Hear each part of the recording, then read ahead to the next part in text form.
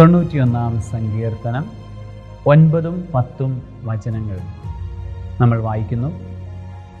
നീ കർത്താവിൽ ആശ്രയിച്ചു, അത്യുന്നതനിൽ നീ വാസമുറപ്പിച്ചു. നിനക്ക് ഒരു തിന്മയും ഭവിക്കുകയില്ല, ഒരനർത്ഥവും നിന്റെ കൂടാരത്തെ സമീപിക്കുകയില്ല. നീ കർത്താവിൽ ആശ്രയിച്ചു, അത്യുന്നതനിൽ നീ വാസമുറപ്പിച്ചു. നിനക്ക് ഒരു തിന്മയും ഭവിക്കുകയില്ല, ഒരനർത്ഥവും നിന്റെ കൂടാരത്തെ സമീപിക്കുകയില്ല. അതായത് കർത്താവിൽ ആശ്രയിക്കണം, കർത്താവിൽ വാസമുറപ്പിക്കണം. കർത്താവിൽ ആശ്രയിക്കുക എന്ന് പറയുന്നത് കർത്താവിൽ ശരണം വയ്ക്കുക, അവിടുത്തെ തോളിൽ ചാരി കിടക്കുന്ന ആ ഒരു ബോധ്യത്തെയാണ്, അല്ലെങ്കിൽ ആ ഒരു അവസ്ഥയാണ് ആശ്രയബോധം എന്ന് പറയുന്നത്.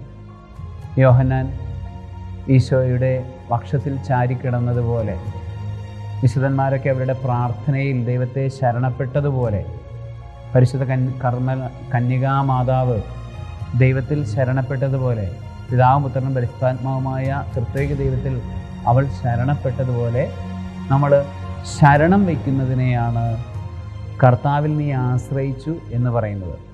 എന്നാൽ അത്യുന്നതനിൽ നീ വാസമുറപ്പിച്ചു എന്ന് പറയുന്നത് ഈ ശരണം മാത്രം പോരാ, മറ്റെല്ലാ പുണ്യങ്ങളും അഭ്യസിച്ചുകൊണ്ട് ദൈവത്തോട് ചേർന്ന് ദൈവത്തിൻ്റെ ഭവനത്തിൽ, ദൈവത്തിൻ്റെ ആ ചുറ്റുവട്ടത്ത് നമ്മൾ ജീവിക്കുന്നതിനെയാണ് അത്യുന്നതനിൽ നീ വാസമുറപ്പിച്ചു എന്ന് പറയുന്നത്. അത്യുന്നതനിൽ നമ്മൾ വാസമുറപ്പിച്ചു, കർത്താവിൽ ആശ്രയിച്ചു, അവിടെ നിന്ന് നമ്മൾ വാസമുറപ്പിച്ച് നമ്മൾ ജീവിക്കുമ്പോൾ നമുക്ക് സംഭവിക്കുന്നത് എന്താണ്?